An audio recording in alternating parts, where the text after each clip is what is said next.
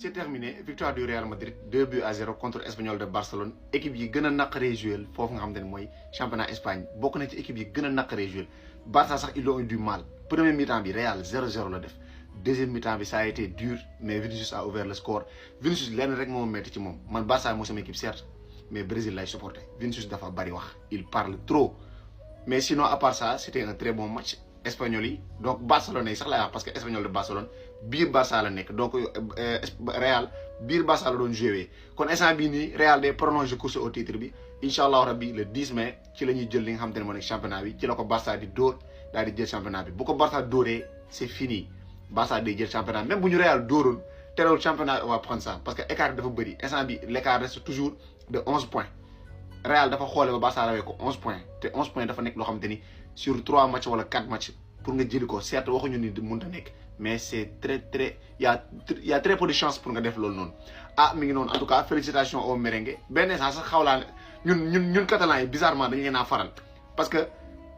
dañuy bëgg a jël championnat bi contre Real ce sera un match décisif sans Lamine Yamal maintenant on verra ba xam le Barça ñun dëgg-dëgg li ñuy woote on est un grand club oui ou non donc le jour du classico la ñuy xam loolu félicitations au merengue cette victoire était méritée franchement. gars yi abonné na ci seen YouTube bi waaye te ngeen aimé vidéo bi. maintenant nag yaakaar naa ne coow li jeex na coowal aile d'honneur maintenant c'est fini maa ngi doon gis ay wax si affaire aile d'honneur ou pas merengue ne duñ defal Barça aile d'honneur catalan yi encore def pour geste de fair play et tout ça merengue ne nekkul force mais maintenant coow li jeex na coowal aile d'honneur c'est fini parce que Real Madrid vient de battre Espanyol de Barcelone 2-0 ce qui signifie que Barça n'est pas encore champion d'Espagne et que prochaine journée classico la nar a nekk et pour aile d'honneur am il faut d'abord Barça jël Liga officiellement mais instant bi Barça neexagul champion officiellement donc la Liga va se jouer au classico victoire bii nag il la fallait pour le Real Madrid après match nul bi contre Real Betis merengue lu ñu doon demandé mooy réaction te tey les hommes d'Arbi voilà réagir nañ aussi grâce à un très grand Vinicius Junior qui a inscrit un magnifique doublé joué contre Espanyol Barcelone nag xam ngeen ni mosul yomb waxuma laa ñu nekk biir dëkkam ñii xam ngeen nañu lakkalee seen biir dëkk mais Real Madrid tey dafa soxla woon ndam ak lu mu lakkale lu mu nakari fubaleel tey Real Madrid n'avait pas le choix gagner obligatoirement la moon tey si match yi et ils l'ont fait grâce à un doublé signé Vinicius Junior félicitations au merengue bravo. Parfois su may gis certains fans du Real di critiquer Vinicius sur ses performances wallahi en fait du ma bëgg a wax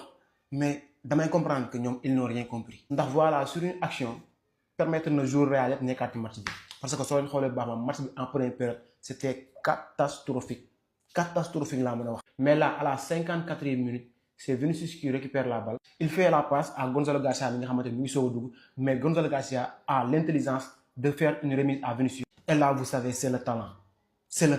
fin de corps de Vinicius déjà soo leen xoolee ñaari défenseurs yi fu ñu terminé rek ngeen xam bu baax a baax rey na leen mañ dee et là devant le gardien il nous met un magnifique but poteau rentrant 10 minutes plus tard Vinicius sur le même côté il a le ballon Bellingham est là il fait la passe à Bellingham au moins am na intelligence moom aussi def benn remise en 2 touches à Vinicius mais quel talonnade et là c'est l'instinct d'un buteur là c'est le talent il caresse la balle et xool leen bu baax a baax fan la balle bi mujjee Lucarne permettre au Real Madrid de l'emporter 2-0 donc ce qui signifie donc Barcelone ne sera pas champion aujourd'hui mais peut-être dimanche. Faut juste ngeen respecter Vinicius s'il vous plaît respectez-le parce que kii voilà xam ngeen bu baax a baax lan moo tax en fait c'est compliqué parce que nit la il faut ngeen xam ne tey jii nii dans le football il y a des aspects yoo xamante ne c'est beaucoup plus important que la performance mooy maanaam aspect mental et Vinicius gis ngeen bu baax a baax à chaque fois Kylian Mbappé n'est pas là Vinicius porte le Real Madrid. Il faut accepter ça tey jii nii il faut que tey Real nekk benn équipe boo xamante ni qui peut tourner autour de Vinicius pour que tey jii nii ngeen gis la meilleure version de Vinicius mais nii su ngeen continuer ak saison bii nii déwén aussi ça sera la même chose. En tout cas peu importe ce que ça passe voilà une saison mitigée la mën a wax 21 buts 12 passes décisives voilà le Real fait l'essentiel avec un très grand Vinicius victoire 2-0 Bellingham aussi a fait un très bon match dinaa si ñëw après. Liga bi jeexagul salaamaaleykum personne foot j'espère que ci jàmm bu baax a baax. En cas de match nul de Real Madrid ak kii di Espanyol de Barcelone Barça day jël lii di championnat mais tey Real Madrid a décidé que tout se jouera lii di classico bi il suffira seulement d'un match nul pour FC Barcelone jël lii di championnat mais ça sera pas facile victoire du Real Madrid 2-0 mën naa ni match bi merci à Vinicius on va dire merci à Jude Bellingham, merci aussi à Gonzalo Ramos. Di ngeen wax lu tax passion wax ay Gonzalo Ramos parce que je pense que Gonzalo Ramos apport bi mu indi ci deuxième mi-temps bi moo tax match bi changé. Premier mi-temps boo xam ne c'était pas vraiment Real Madrid da doon cherché wu parce que amuloon benn neuf de fixation benn neuf boo xam ne dañu mën a ñëw Vinicius def ko benn une deux et tout. Il a suffi quelques minutes ak ki nga xam ne mooy Gonzalo Garcia parce que c'est un attaquant, c'est un joueur qui connaît le jeu, c'est un joueur qui connaît li nga xam ne moom mooy surface de réparation bi. passe Vinicius ñëw effacer ñaari défenseur merci en plus li ci gën a am solo ngay football stade à l'extérieur des fois stade d'habitude dina la daan yuux tu mets en doublé gars yi di la tàcc loolu rek je pense que c'est lu mag a mag mais Mendy à chaque fois soo ko soxloo day ñëw dafa la benn match bu baax wala ñaari match yu baax nga am yaakaar beneen match bu ñëw il s'est claqué en plus li ci gën a doy waar raté na plus de 170 matchs sur presque 400 matchs yoo xam ne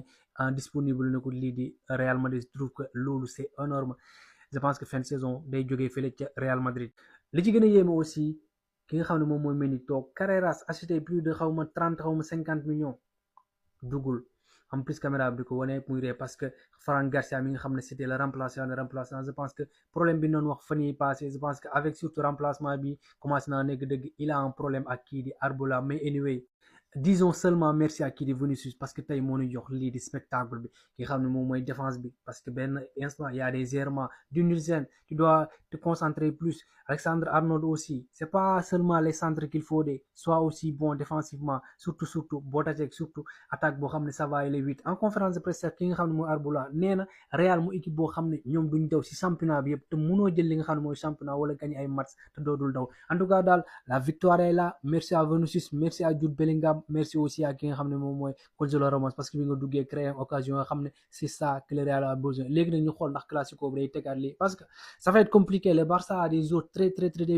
joueurs créatifs et tout mais le Real peut empêcher le Barça d'être champion à domicile parce que bu boobaa yaa ma gën a xam. voilà Jude Bellingham mooy li ñu yàgg wax rek man mi yàgg naa ko wax des fois équipe day nekk si ay jafe-jafe ba yóbbaale yenn joueurs yi nga yaakaar ni joueurs yi peut-être seen niveau dafa wàcc alors que seen niveau wàccul sax juste que équipe bi dans l'ensemble moo doxul rek mais soo jëlee joueur par joueur ñoom ñëpp ce sont des excellents joueurs. Jude Bellingham xam naa ne tey ñu bëri dinañ wax si moom quel match de Jude alors que non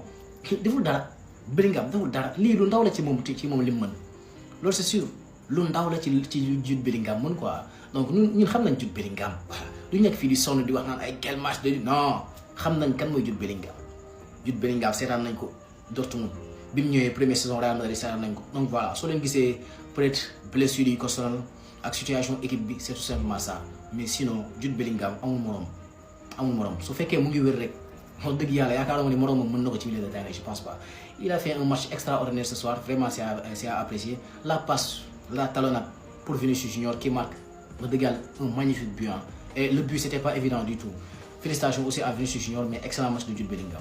Mais Vinicius, quel match de Vinicius Junior! Real Madrid qui mène 2-0 sur la pelouse d'Espanyol de Barcelone après un match très compliqué. Parce que premier mi-temps Real Madrid il a tout tenté mais match c'était trop serré. Espanyol ku ne xam na ne dafa naqaree football que ce soit mu nekk ak Barça wala mu nekk Real de Madrid. Et finalement Real Madrid mujj na ko gagné à la deuxième période après un match extraordinaire et un doublé de Vinicius Junior. On dirait que le Real Madrid va mieux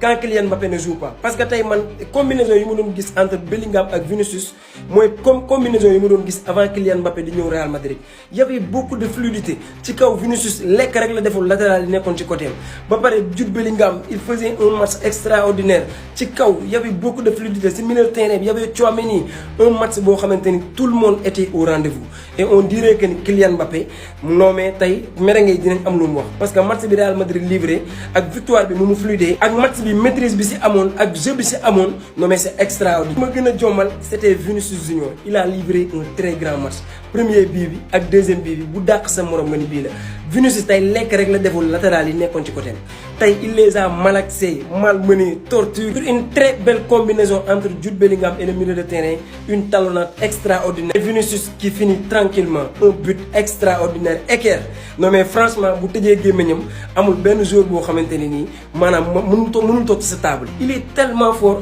mais lenn mooy problème il parle assez pour le moment il a 21 buts et 12 passes décisives toutes compétitions confondues très franchement le match qu'il nous a montré aujourd'hui ça veut dire que Vinicius bu noppee c'est le leader du Real de Madrid parce que sans Kylian Mbappé il est capable de porter le Real Madrid sur ses épaules te tey il nous a livré un match de très haut niveau quoi qu'on puisse dire tey match bi mu def non mais c'est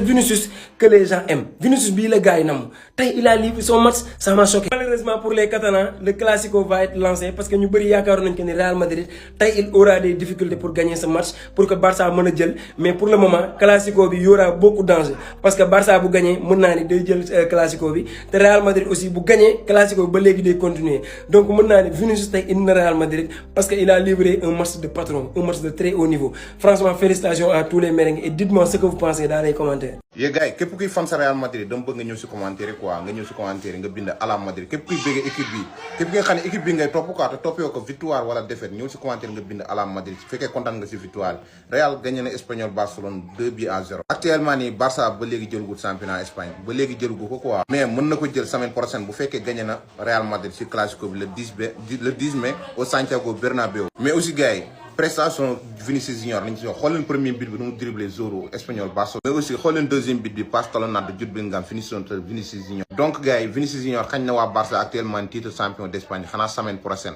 donc ñëw leen si commentaire ngeen bind à la Madrid bu fekkee kontaan ngeen ci victoire bi tey nag Vini kese moom moo sauvé Real Madrid parce que moo dugal ñaari but yu am si match bi yëpp Vini daal Mbappé bu fi nekkul moom day dox nice. gars yi bu leen fàtte abonné te ngeen aimé vidéo bi